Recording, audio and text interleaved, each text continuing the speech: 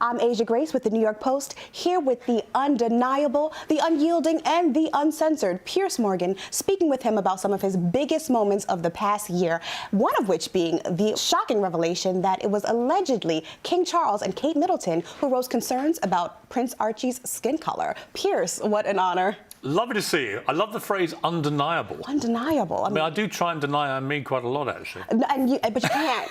You are unapologetically Piers, and we love that about you. Thank you.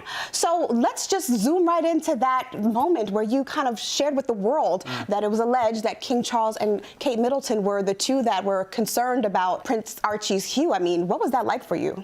Well, it was a big decision that we took as a team on the show.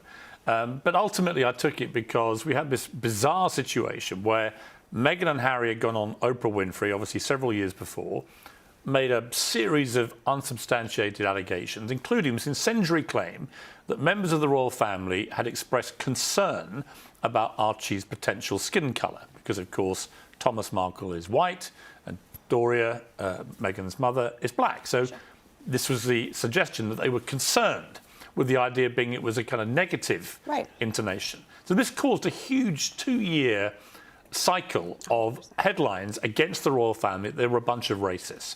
And I didn't believe it. Knowing the royal family as I do, I just did not believe it. And there were lots of rumours about who they were supposedly the royals who had said this. And then Omid Scobie, this little weasel who keeps pumping out pro-Sussex stuff at the expense of the royal family, decided to publish a book. And then, oddly, in the Netherlands, a country not that far from England in Europe, this story appeared with the names, but that was the only part of the world where there was an edition of the book with the names in. The British version had no names. And I thought it was ridiculous that Dutch people in the Netherlands were able to go to a bookstore, pick up this book, buy it, and find out the names of the royal family in my country. And discover who was supposedly the racist.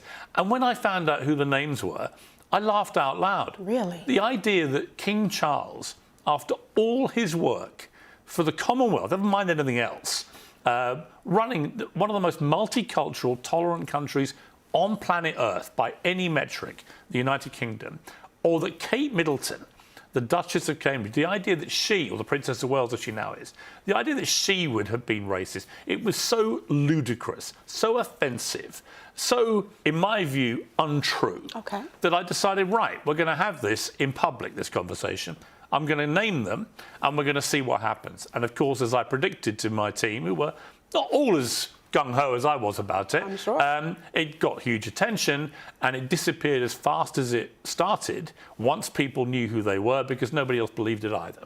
Let me ask you this. Do you think that they could have at least asked, wondered out loud what the color of the baby might have been? Possibly. Without racist undertones? Possibly. Listen, you're a black woman, right? I know many people from a mixed race parenting scenario, and it's completely normal, as it would be, for example, I think people in the royal family expressed in a conversation, would the baby have red hair? Which I think Archie does, like his dad, right? I don't think it's remotely racist, unless it's expressed in a tone, as was inferred on Oprah, in a negative context, i.e. the darker the child's skin colour, the more of a problem it would be. I do not believe that happened. And I think that was deliberately spun that way by Meghan Markle, with Harry's help. They couldn't even decide on Oprah what year this conversation was supposed to have had. She said it was, I think, when she was pregnant. He said it was before they got engaged. Ridiculous. So, very notably, since I named them, not a word of denial from Meghan and Harry, or any evidence that this was actually ever what was done in a negative context. We can read a lot into that. I mean, it's incredible because, I would love to see an interview between you and Prince Harry and Meghan Markle. If that were to happen, what would that even look like? Well, I knew her before she met Harry, of course, quite well. And I would love to ask some supplementary questions. My issue with the Oprah interview was that they were allowed to just say all this stuff, and then Oprah went, "What?" repeatedly, but didn't actually say, "Hang on, have you got any evidence for this?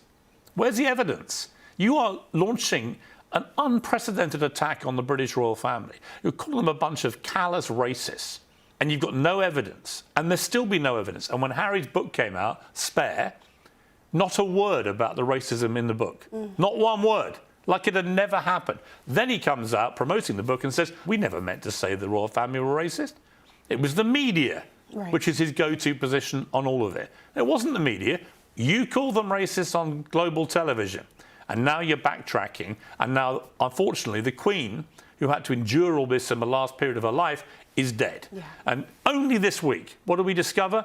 That their other claim that they had the Queen's permission to call their other child Lilibet, which was the private nickname of the Queen, used only by a tiny number of her very close relatives, including her late great husband, Prince Philip, that they'd given them permission to do that, turned out not to be true. The Queen was deeply angry and upset that they just did that without her permission. Wow. So another lie. So I call her the Princess Pinocchio, Meghan, and I think he's even worse. And I'm afraid the damage they've been doing to the royal family is repulsive in my view.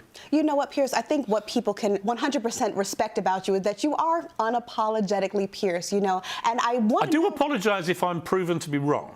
Okay. But I lost my job, remember, on Good Morning Britain because I refused to believe what they were saying about the racism and about the suicidal thoughts where Meghan claimed she'd gone to a senior member of Buckingham Palace staff and said she was feeling suicidal and was told she couldn't get any help. I just thought that was nonsense. Again, that doesn't appear in his book. That's also disappeared. Right. And yet it was such a serious allegation.